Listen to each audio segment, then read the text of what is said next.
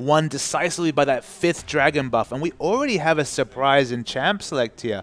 We thought it was regular. First game Akon, second game Flame. But despite losing, Akon's back on the Rift once again. Yeah, I mean, we've seen 100% Flame up until this point in Game 2, but Akon will be starting again here for this particular game. Bans are almost done here, actually. IG swapping over to the blue side this game. LGD over on the red. We've got Rumble, LeBlanc, and Sivir, the 3 bans there for IG. We've got Fizz and Rexar with 1 more to go for LGD. The Fizz ban is interesting. I don't know if we saw that in the first series here. So getting a bit of that assassination flavor out the way right here. No Xerath or Azir ban. The last ban is Corki. A lot of strong champions available at first pick, but at the turn of the coin there, 2 strong picks coming through for LGD as well. Yeah, nice to see the respect Corki ban to Kid as well, who's played very well on Corki. Just in general played fantastically, but especially on the Corki has looked really, really strong. I actually have lots of choices now as well. We've got Lissandra, got Gnar, got Jarvan, and got Janna open as well.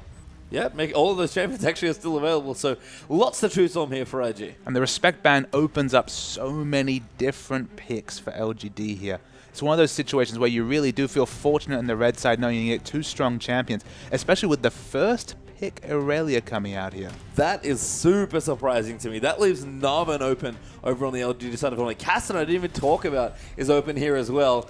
IG have got some strategy prepared for this draft, I'll tell you that much. But this is one of the few stages where there's an embarrassment of riches even on the blue side 3rd round here, just because Kassadin getting through. We have not seen a Kassadin on the Rift today. He's been so strong in our previous game days.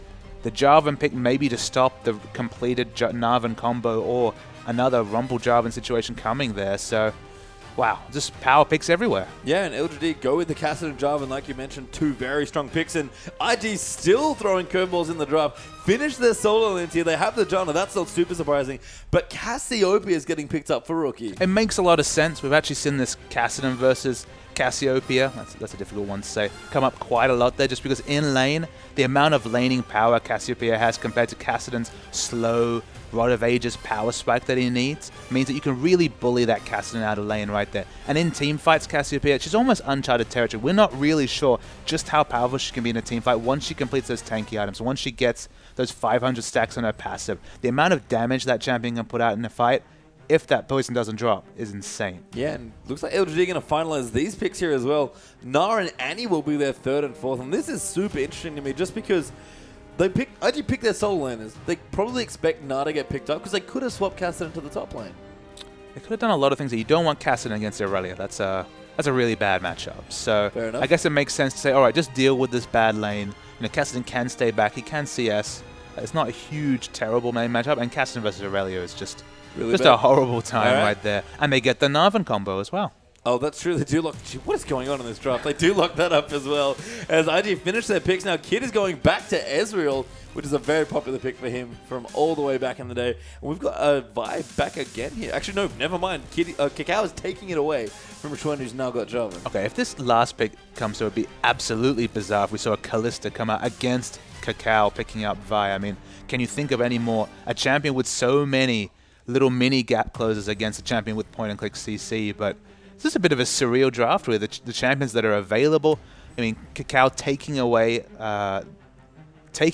the Vi after basically ruining the day of Chuen on that Vi.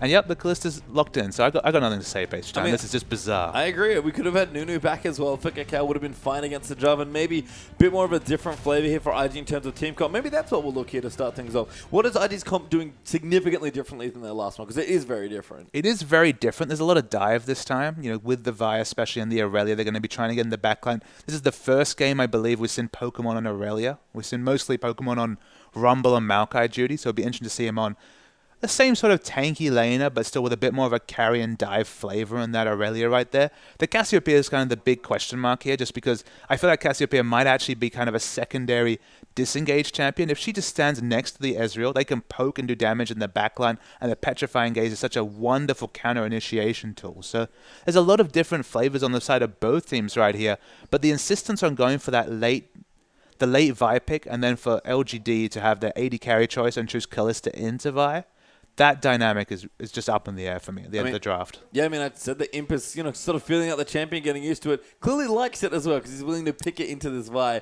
Rookie, by the way, has done it again. He's also gotten a cleanse on his Cassiopeia.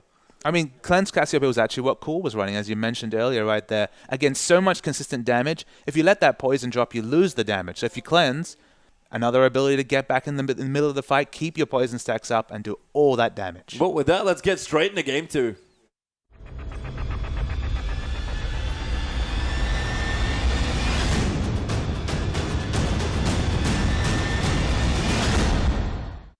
Welcome back here. Game 2 between Invictus Gaming and LGD is now underway. Our third match here of today's LPL broadcast in English.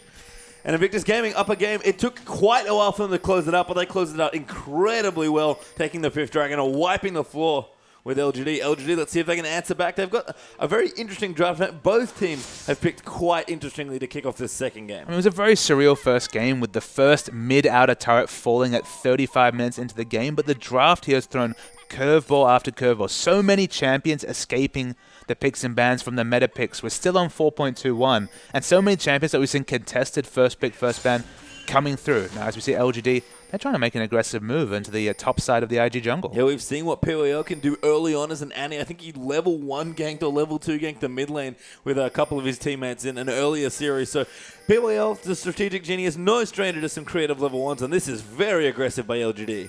Yeah, we've seen Vi held down and how much that does to stop her influence in the early game. This time, Kakal's happy to stay in the bottom side of his jungle here, understands that his top side of the jungle's up. Will he expect a buff transfer here, or will they be looking to invade this blue buff after he picks up a quick red? I mean, the deep wards as well might just give them enough vision for a lane swap if that's what they want to go for. But we'll have to see what happens here. Callista Annie, I mean, we didn't talk about the combo last game. Callista Leona is fine, but Callista Annie's quite strong also. And the synergy between Callista and Annie is so strong because if you activate that ultimate as Callista with the paired target, you can instantly have Annie in position. Doesn't even need to flash Tibbers. She just has to ride that ultimate in and has a wonderful Tibbers stun, even potentially a knock-up into a Tibbers stun. So much synergy between those two. In lane, the trading can be very strong, but obviously Annie, she looks a lot better when she's ahead than when she's behind, so probably going to be opting into a 2v1. Yeah, we'll see what happens here. Blue buff does get stolen away by LGD. We'll see where they go next with their jungling. Akon actually sticking together now as well, so they did expect a lane swap here. It seems like Pokemon's also stapled slightly to Kakao as well, and they are going to rock up towards the blue buff. LGD going to get their red buff now after taking the blue, so going to be vertically jungling here, protecting Imp in towards the top side of the map. And I wouldn't be surprised to see still some aggressive moves coming on to Pokemon right here. We saw that Pokemon can be very impressive even if he's able to get an early lane. And speaking of early moves, this is an interesting gambit by IG. It's not a blue buff. It is in fact the dragon that IG are looking to... Sorry, LGD... no, it is that IG are looking to go for. Man, and this is being juggled very well here. Pokemon moving back and forth. The dragon getting kited really well. And IG have figured this one out. Kakao's going to be able to smite it. We didn't even have a smite. Kakao, what are you doing? And Pokemon's going to pick up the dragon. LGD with some... Sorry, IG. Jeez, that's hard. Very smooth level 3. I'm done. That dragon was... just blew my brain. The concussive blows, percentage health damage actually coming big trumps out there. LGD are actually looking to do Dragon themselves and find it's gone right here. And this could actually be very awkward. Yeah, Kitty's in trouble. Good flash out from the Flag and Drag, but still going to die with the double buffs there for Schwen. And there's first blood. Now Akon could be in trouble. Pokemon's found him as well. Rookie flashing over, going to get that next kill. Schwen might donate the doubles here as well. Rookie does not dive in, but Invictus Gaming such aggression at level 1. Had to be very quick with the flash there with Chuen. Once the first Twin Fang came out, they back away, but IG come up massive trumps, picking up the dragon with some very nice pathing and buff sharing right there.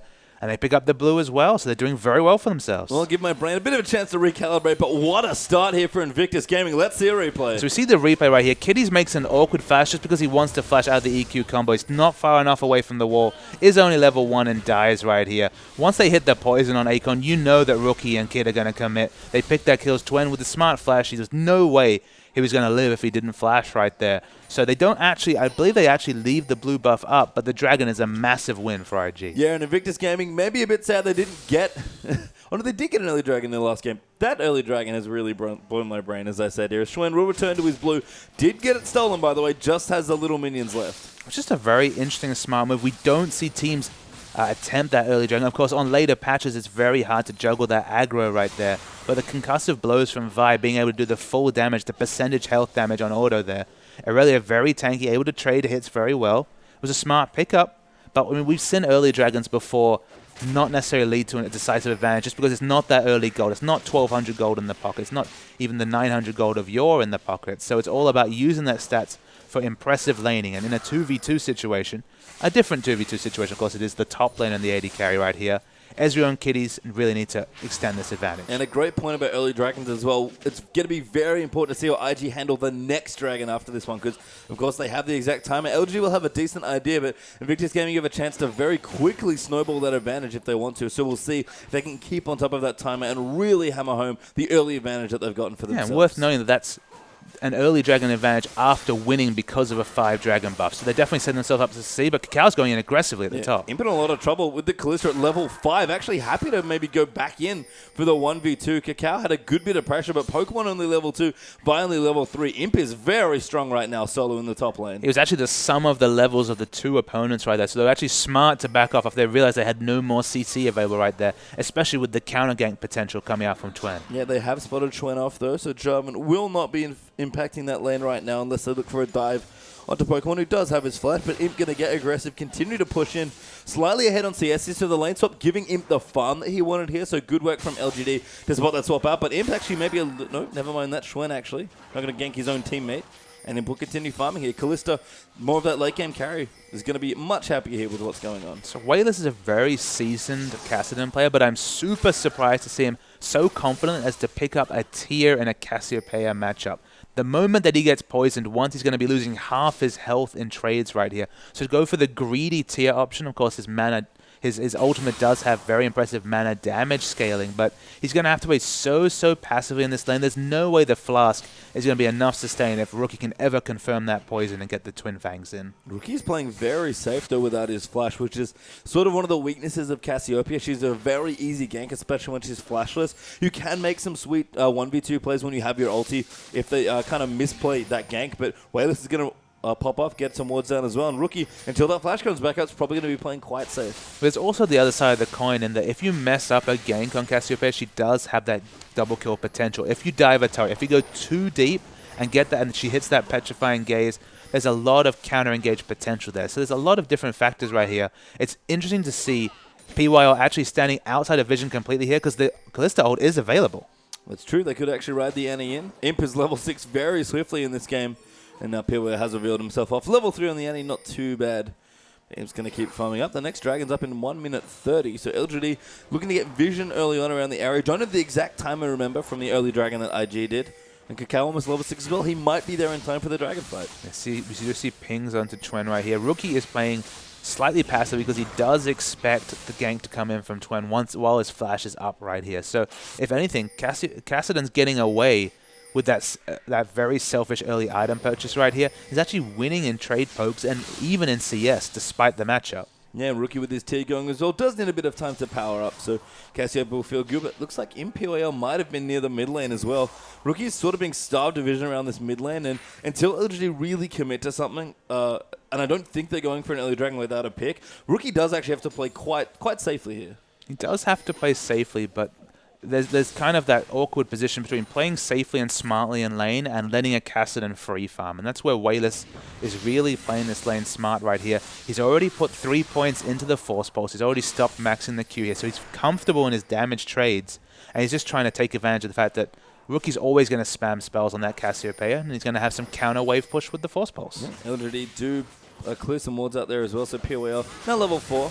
Going to try and continue to get vision. Dragon up in 13 seconds. Rookie now playing a little bit more into Wayless now that he does have the blue buff up. LGD took their blue buff very low, or I think got it taken actually by IG. So won't have that one up for a few minutes more. But the next Dragon's up. IG, what are they going to do? Yeah, and the case there right there, Wayless doesn't have a blue buff, but is doing very comparably in the melee. He does take a huge trade of damage coming out the one time that he manages to get the poison confirmed right here. But they don't have the exact timer on the dragon, but they do expect it to be around now. Yep, Kakao does have level 6 though. Pokemon with his teleport ready to go. If they can manage the Narbar correctly, this is probably a pretty good time for IG to fight once Mini now does get popped back into. So wouldn't be too surprised to see IG at least try and get vision around and make sure they can secure that dragon. Because again, when you get an early dragon, the onus is kind of on you to take the next one as well. Worth knowing that Akon's already in Mega Gnar form. It's about to fall off here as well, so he probably wants to manage that rage bar a bit better if they're going to engage on the dragon. You look at the ward situation here, they're actually behind in wards around dragons now that one of their wards has fallen away right here. So I expect the sweep to come through from Twen, but IG, we'll see what they do. We will indeed hit gold dead even actually at this one, and Dragon's been up for about 30 seconds, so we'll see if either team wants to blink and go for it, or if they're just going to stay a bit safer and maybe try and get a pick first here. Looks like Blue Buff going to go over to Wayless. That has respawned, so that's going to give Cassidy a nice little edge in lane and in that fight as well if they do go in for it. Pings are being moved out for IG in towards that buff, but they haven't quite made a move yet, and this again, we kind of talked about it, but this might be the issue with trying to take a dragon early. But now that he's committed to the Rod of Ages second here, the problem for Wayless is that his Zhonya is going to be very delayed right here, if he even goes for it at all, now that he has double stacking on. So he could have a lot of effective health between the Seraph's Embrace and the Rod of Ages, but it's not going to be the Zhonya's cast that's caused a terror from both the top and mid lane consistently. Yeah, good poke damage in the bottom lane there as well. Kid actually getting the better of the trade there against MPYL despite the stun from Annie. PYL not quite level 6 either. So Kakao is sort of looking around the dragon. He is going to go in for it. IG, nope, never mind. A little too afraid to overcommit there. And actually, Schwen's back in. He could clear out vision. PYL here ready with a stun as well. LGD are looking to get their first dragon now. Yeah, they're clearing out the pink ward here, so trying to get vision back in their advantage right here. Not many wards around the map for LGD. No aggressive wards especially, so they have no idea where Kakao is. No, he's actually just hiding off again, looking for a pick with that assault and battery. But kind of the story of the Vi last game there being played by Schwen. When you hit level 6 and that first ulti doesn't come for a while, you really need it to make a big impact. And kind of the awkward thing is that Rookie used his ultimate while he had blue buff basically for harass, so it doesn't have a very important team fight cooldown available. So that might be why they're not trying to look to commit to this dragon here, is because the space control implied by the Petrifying Gaze is not available. Yeah, well, Schwung going to pick up the Grump and Ding level 7 there. Ultimate available for him now, but not Smite for a couple seconds more. Pokemon popped his ulti in the top lane, actually going to clear out some of that wave as well. Doing decently against now, holding his own. Sort of what we expect against Aurelia. Very good at going even in most of her lanes. And we saw the power of Pokemon when he's allowed to go even in lane. He can be very adept hand at team fighting. That was a really nice transfer of the spears there as well, using that Q with the low health minion to do a lot of good damage to Kid. So Imp, again, he's clearly been playing a lot of Kalista, understands the mechanics very well. Yeah, Twen has been playing aggressively. He was positioned ready to go in, but decided not to commit to the fight. And now that Ezreal's backed away, his time is wasted. Yeah, looks like maybe a recall coming in, but Imp just going to defend that pink ward. Kid really wants it, but Imp's like, no. I'm going to keep you at bay here. So LGD will defend that ward. Schwen's still down the bottom there as well on that Jarvan.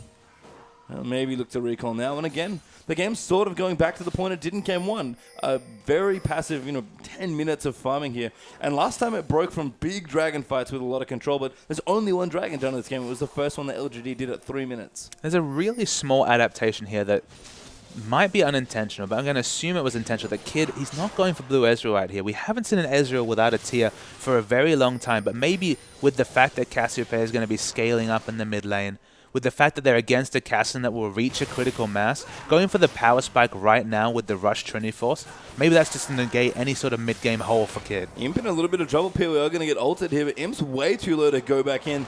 Even with the Annie ready to go, PYL just bumps into some creeps. That tower does go down, so good pressure by IG to take the mid turret out. That dropped very quickly compared to the last game here, and Kid actually going to get more aggressive. Imp has to back off, and this might be IG's next dragon. It's still very, very impressive for Kid not to overcommit to that fight. Twen has spent, 2 minutes in the bottom lane looking for a fight there. PYL finally was ulted in so late by Kalista. They did everything to give Kid a chance to overextend, but he played passively and stayed back, and for once, that was by far the smartest move one could make. Yeah, very patient play there for Kid, and it pays off. IG get themselves their next dragon. It was a little longer than they might have wanted there. Pretty much a few minutes late from a regular early dragon, and they got the first one at 3 minutes here. Pokemon going to find Acorn now as well. Going to do a bit of damage here, but now we'll turn around and try and poke in. Was doing a bit of counter jungle, but Rookie's going to move in now and collect his own blue buff. He's going to get the own blue buff. It's important there so he can keep stacking up that tier. Of course, Cassiopeia of any champion stacks up the tier fastest because she's always spamming out the spells in the mid lane right there. So it could be a very fast Seraph's Embrace. He's gone for the Haunting, guys, just for an instant power spike. The next item will be kind of the way that we can really get an influence into the build. We've seen Zhonya's second, we've seen Rod of Ages second. Probably safe to think it's not going to be the Rod of Ages, but a lot of options available. Yeah, Wayless getting aggressive there. Almost gets the kill onto Rookie, who's forced to use that flusher to get out from under the force box. But Cassidy is powering up here, and that's not what you want at all in this lane, especially in the matchup, but especially with how greedy Wayless has been with his build. There's just multiple factors to it. It's a bad matchup for Cassidy. It's a very greedy build coming out of Wayless.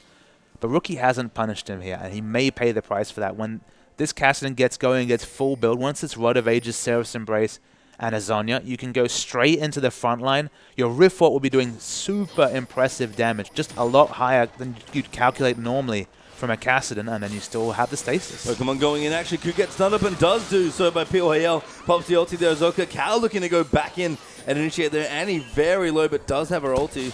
Other Pokemon going to dive in. That's going to force a flash out. Acorn's transform into Mega Nara as well. So Invictus Gaming probably don't want the 3v3 there in mid. And Cacao, again, looking for that first gank. Hasn't found it yet. It was almost the really big overcommit onto the Nara as he was transforming. But in the same time, Wayless has been pushing in mid lane here. It looks like he's going to tank up the turret. He wants this mid lane turret right now. And does get it for himself. That's LGD's first turret of the game. So both mid turrets fall at 15 minutes 30. Again, much quicker than they were in that last game there. I think 20 minutes later in game one. The mid-turrets were falling here. Rookie will clean out the minions here as well, but Wayless has had a stunning matchup here in the early stages, which again, not what we expected. Yeah, and we have to, I guess, attribute that mostly to Kid, as to Rookie not really trying to push his advantage in the mid lane here. He was playing very defensively. Once that flash went down, he basically gave up in the laning phase in terms of trying to put on 1v1 pressure, and just turned it into a farm lane matchup. And although Cassiopeia has that passive, she does have a lot of scaling, just get effectively 30% free AP in the late game. I'd never swap that with a Kassadin. No, we'll have to see here. Rookie now going to move in towards the bottom lane, looking for another roam hit. Kitty's down the bottom as Pop double teleports coming through, and they'll both get cancelled as well. So Pokemon and Acorn won't have those for a short while. PYL gets Mystic Shot by the Trinity Force. Ezreal is doing a big chunk of damage right now. And the top tower did go down as well. Acorn finally able to clear that out. Megana has popped as well, but Pokemon's pretty healthy here in Aurelia. Well, no teleports available, as you mentioned, so there's not going to be any teleports coming in at the next objective right here.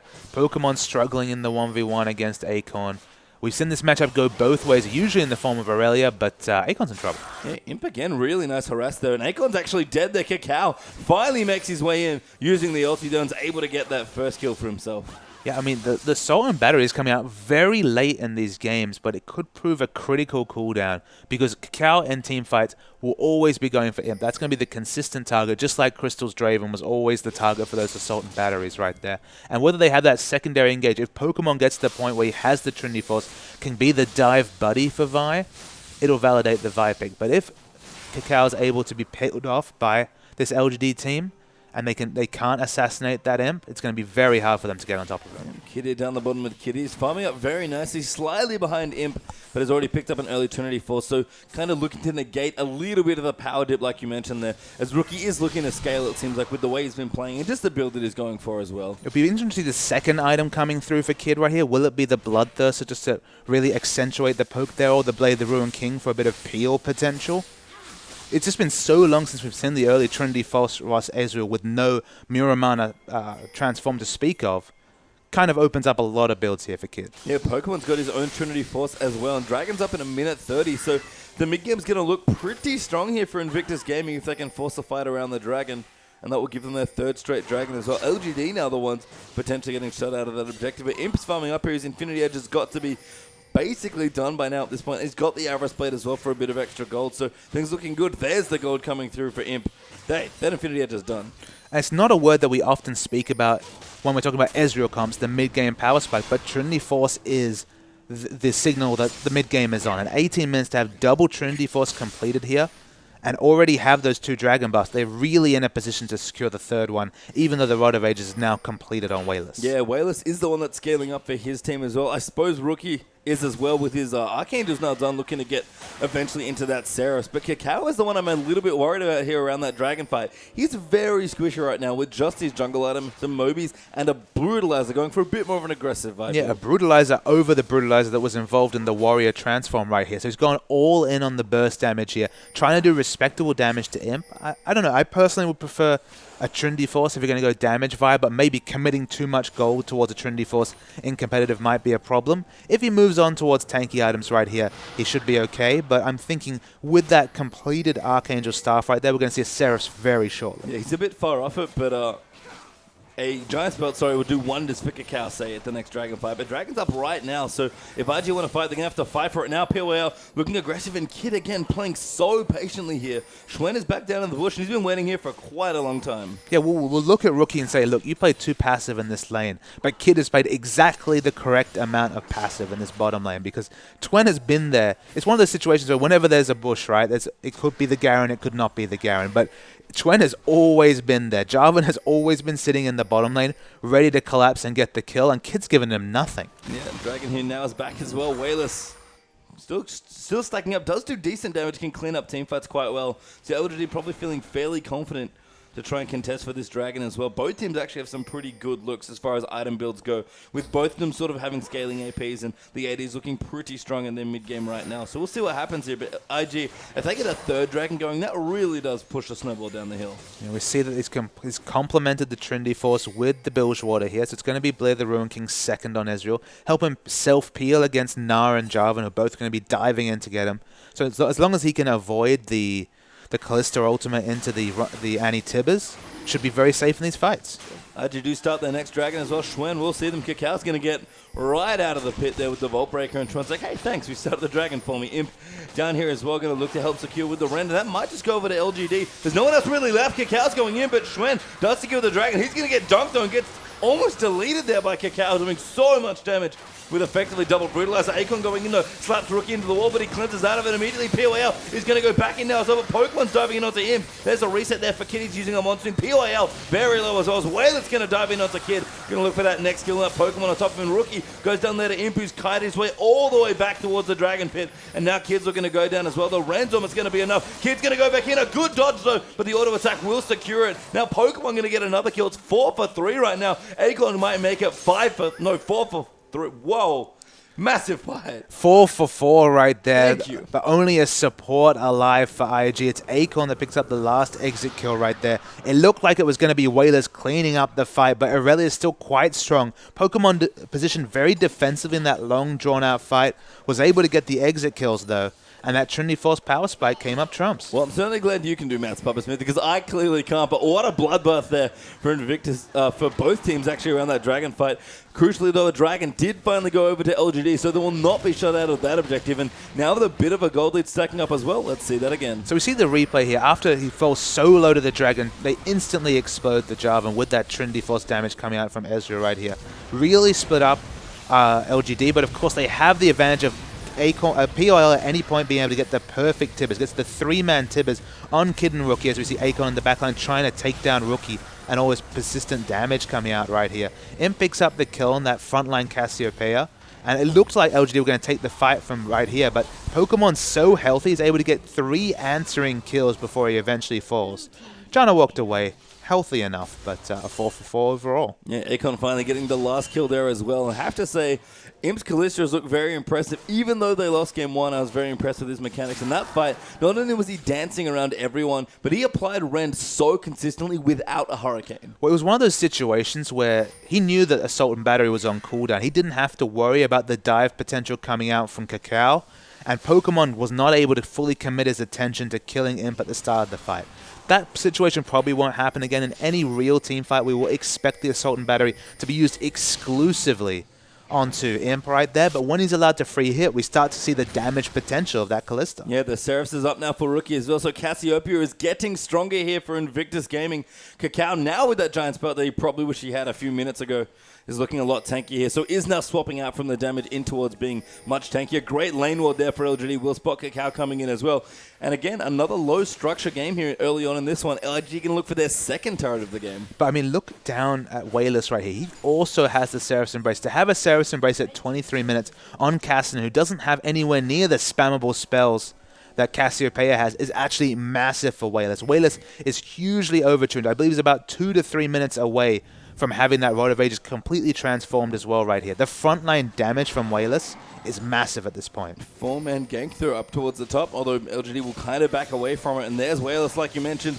absolutely has been paid off for his greedy build here. It might not have been the best choice objectively, but the way the game's played out and his confidence and ability as a player, he's made it work here, and that's very impressive. But Pokemon is going to dive in. Schwen going to look to get assaulted and battered once again. Kid pops the ulti in over the top, and there's an easy kill for Ezreal. Now Acorn going to get chased out here by Pokemon. Pops the Boomerang Blade here. Is going to try and bait him out, and this is just going to be quite the chase here. Acorn probably dead at this point, but he's going to try and run away. Pokemon will dive in. Kid would love another kill if he can get it. There's the Blade Surge going to follow in. Acorn just buying time for his team as he possibly can. The slow comes through for EQ Strike, and there's Kid with another kill. And that wasn't an overchase just because the Linium Waves are not in a position for LGD to pick up an objective, and of course the Dragon was down. So nothing that the remaining 3 members of LGD could accomplish in all that time. And IG, they pick up 2 kills, they power up their carries again, and now they can be in their push. Yeah, look at the gold lead. It's sort of swung back again. It's been very thin between these two teams. I think the Dragon's actually a better indicator of lead here, as POL is there on top of Imp in that Kalista, but can't quite find a room for initiation. So we'll just back off there again. Kalista on a short cooldown now, but Static Shift's been done there for Imp. He's got 2 items going. Looks like he's kind of settled on a build he likes. And I believe out of almost nowhere, it's quite a big CS advantage for Acorn, but Aurelia's got her items down. She's got the Mercury Treads, she's got the Trinity Force. I believe she's getting about 1,500 gold here. She's going to start working towards that Randuin. It's when the Dive Buddy system finally happens on him. We still haven't seen an Assault and Battery onto him that will kind of see the potential of IG's comp in a team fight right here. We've seen some messy engages. They're ahead by 3 kills, but it's whether they can really shut down the hyper-mobile Kalista in a team fight that will really tell us whether IG's comp will work. And kind of not to mention that Wayless is a massive threat now. So he's got a Morello Nomicon, very cost-efficient damage. If LGD really want to go, it's probably now or the next Dragon fight that's back up in 50 seconds is where they want to look to pull the trigger. Because Wayless, especially now, after having quite a rough landing phase, although handling it very well for himself, is looking poised to just clean out a team fight. And even though they have the Queen of Disengage in Janna and the hyper-mobile Ezreal, it's not a blue Ezreal, so it won't be Arcane Shift on quite as low a cooldown, and there's serious burst potential coming out from this Kassadin. He's very overtuned. The first Rift Walk and every subsequent one are going to be doing impressive mana scaling damage to go along with the bevy of AP he has right here, and it's so hard to peel a Kassadin off with that short Rift Walk cooldown here, and such a massive mana pool means if you can use that Rift Walk for damage, okay, he doesn't have the Zhonya's to be a true frontliner just yet, but the damage is undeniable. I mean, LGD have a pretty serviceable front lane anyway. We normally see Kassadin in the top lane, actually, at least when we've seen him. So he does need to be a bit more of that front liner. But we've got Meganar as a massive tank, and Jarvan's respectable as well. So LGD have plenty of options now. And we haven't even seen the game-changing Narvan combo just yet. Acorn's been largely well held, 1, 3, and 4 at this point, but he has cost-effective health, armor, and magic resist. We're just waiting for the right layering of CC. Yeah, Acorn managing that Rage IG, getting the Dragon very low. They're going to move in, but Kakao does smite it away. Schwen will dive on top of him, though. POL on the back looks to be in trouble, though. Going to dive in for the tippers and move through Kid. He's looking for the reset, and Kid's going to get that first kill. In fact, they're wiping LGD off of the pit now. Acorn teleported in, but it's too late. There's another kill for Rookie, who gets the double, and Imp walks away from his team. 4 members dead. The play control from IG right there, specifically the target picking, was really, really smart. They managed to focus down Jarvan instantly and then turn their attention to the next oncoming tank. So that's sort of smart team fighting from IG, something that was completely absent from their last 6 games.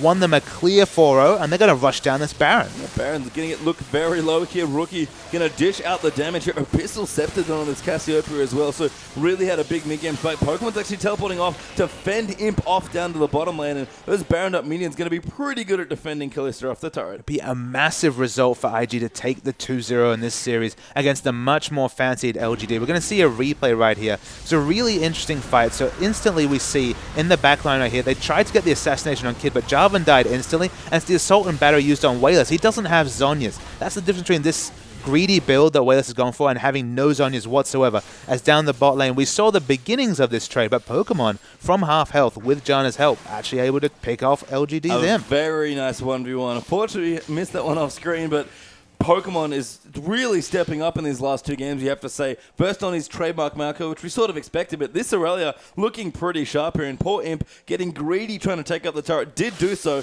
but paid with it with his life. I mean, the greed for LG is not paying off at all. No Zhonya's on this Wayless right here is costing them significant upfront bursts. He's able to get in there, does half health damage, but then dies because he's just not in a position to have any stasis and can't take the focus fire then. And Imp was zoned away from that fight. So they were free to use Assault and Battery on the Kassadin. Yeah, and that last Dragon fight as well, as we watched the replay through, only just noticed that big Nara we were looking for just hit Rookie into the Cataclysm. So not the big team-changing ult we expected. IG with the Baron Breath take out another turret for themselves here.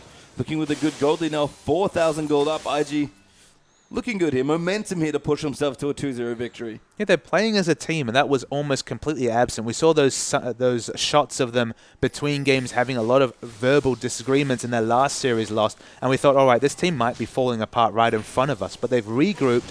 They've settled on this lineup. It's only been the one series with Save and Zatai. They've stuck with this lineup, and it's finally starting to pay off right here because the target selection, the team fights they're choosing, and the rotations they're making is a team in synergy, not the team at disarray that we've seen in the last three series. And it's a great thing to look at as well, just because, you know, when IG were winning, when that first 6-0 happened, they were really just trading on the power of their carries and snowballing games and pretty much just winning because they were good players and they got ahead.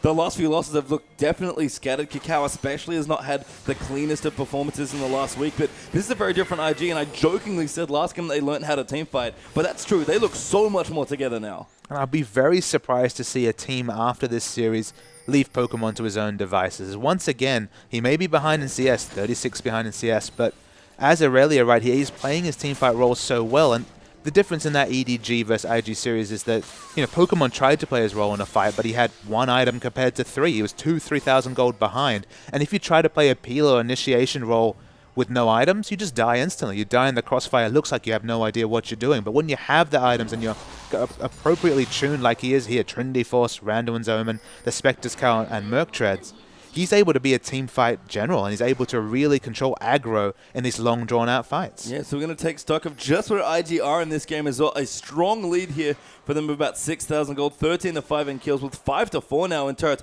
Just look at the gold down the board. They've got edges everywhere, but they're not massive in any particular. And Kakao actually winning mostly in the jungle there as far as that's concerned. But 4 items done here for Cassiopeia, more or less, here with the Rabadon's now completed for massive damage as well. 3.5 items, including half of his Banshees done now for Kid as well. So he's looking strong. And you mentioned Pokemon on the up and up. Now Trinity Force has got a Randuin's and a Spectre's Cowl now as well. LGD have always been excellent side wave control. So you see Akon's playing very smart. I believe he just trimmed the ranged minions there to ensure that there's a huge slow push coming into the top lane here. IG going to have to make a decisive, quick turret dive, or this 6th man, this minion wave rotation at top is going to hurt them. Yeah, I mean, they'll probably move someone in there. Pokemon does not quite have his teleport up yet, so he can't be the one to do it, but they've got the 3rd dragon. They can move pretty swiftly between the lanes if they need to.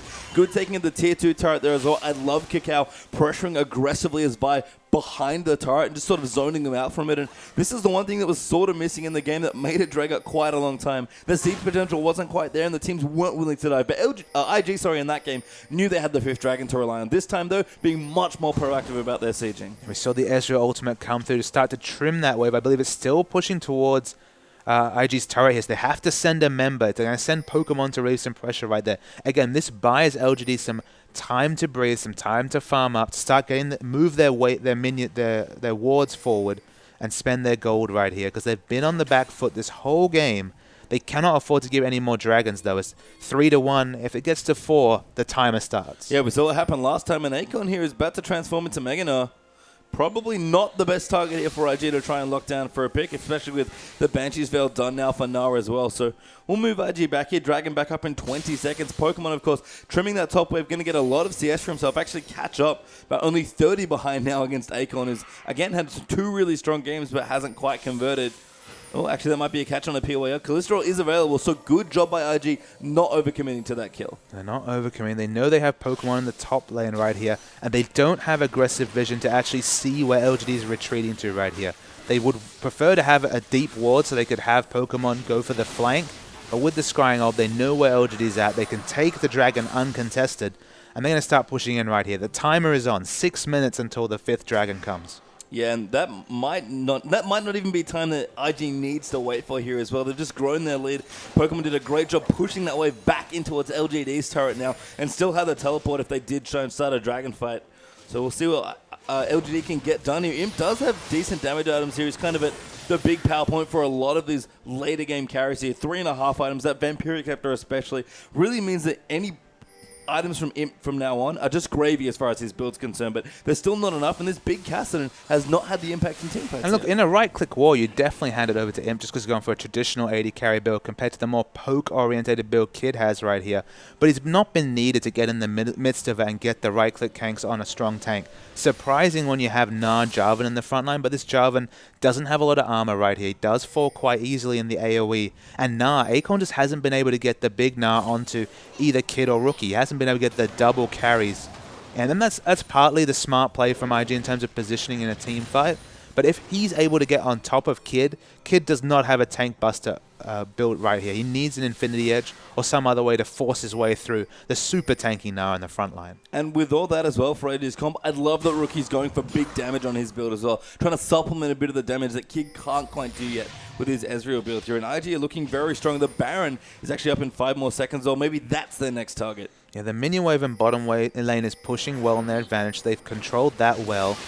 LGD, they're just trying to look to commit right here because they have to respect the amount of neutral damage coming out here. Rookie and Cassiopeia in general does so much damage to these neutrals. Yeah, Schwen knows what's going on, so he'll actually wait here. The teleport onto the flag actually going to come through. There's a 50-50, but Kakao picks it up, and Jarvan goes down to Rookie. Now Kakao's going to dunk Wayless there, and Cassidy's got nowhere to go without a Zon. Now PYL going to get chased down, stunned by Equilibrium Strike. Calistro going to save him for a second, but Imp's now in trouble as well. Kid's going to get the double. There's another kill for Rookie, I believe for his second as well. Akon going to get chased down for the potential 5-0. Doesn't matter. Doesn't happen, sorry, but probably doesn't matter. That team fight ended in an instant once we saw Cassidy blown down so easily in the front line right there. Akon was never even able to build up any rage. He was just sitting there in mini-Gnar form doing a bit of harass in the back while all his teammates died. And IG are going to beat LGD 2-0 in the first real shock of the LPL. Yeah, IG sort of win back in their sails now after that. They went 6-0-0-6, and they'll be very happy to be 2-0 again. The Nexus just gets exploded there in LGD. For the first time in quite a long time, looked incomplete, looked not together. I mean, they've been proactive. That's the way we talked about LGD. They always have those rotations. They always have those side minion wave pushes. And they always have PYL aggressively roaming across the map, getting the invades going. It's interesting that they were almost hamstrung by the Kalista pick just because to get the full value out of Kalista, you need to be ordering with your support. You need to have your support in range to be able to use that ultimate. That led to PYL and Imp being grouped more, and we never saw the smart PYL roams leading to picks and invades across the map. They were never able to contest objectives like we expect from LGD. They stayed grouped, and that kind of cost them that game. And for me, the thing that makes LGD being a proactive team kind of fall apart in that particular game was that IG just started approaching objectives and said, we have a Cassiopeia, what are you really going to do? And they didn't have an answer to that because they never had... Again, PYL is the centerpiece to their vision game. He's always about getting the aggressive run with the Janna, whichever champion is playing, but Kalista forces the grouping, and they were behind in ward coverage the whole series and paid for it. Yeah, we're going to have a replay, I guess. We're going to queue it, but we'll replay it up here. So this is, again, it's a mid-game Dragon team fight here. We're going to see just the power of LGD come through. So we'll roll the tape. And so they're able to DPS down this Dragon very quickly in the backline. Chuen tries to take it, but no way can. And it's the frontline Wayless, right? He doesn't have the zone. He went for the very greedy Rod of Ages build, but I mean, he dies. He activated the Ceres right there, but still dies instantly because there's so much damage in the backline. I mean, Imp is there. He's split away from his carries, which is good, right? It means that Vi has to choose either Cassidy or Imp for the Assault and Battery, but I don't think he had to. He Ultimate Imp wants that series. Once they instantly burst down the Cassidy, so much gold, so much items, so much CS. Excellent laning phase from Wayless, but he couldn't make it pay. Yeah, and with that, we'll move on to our last game of tonight's coverage of the LPL. Don't go anywhere. We've got one more match to go.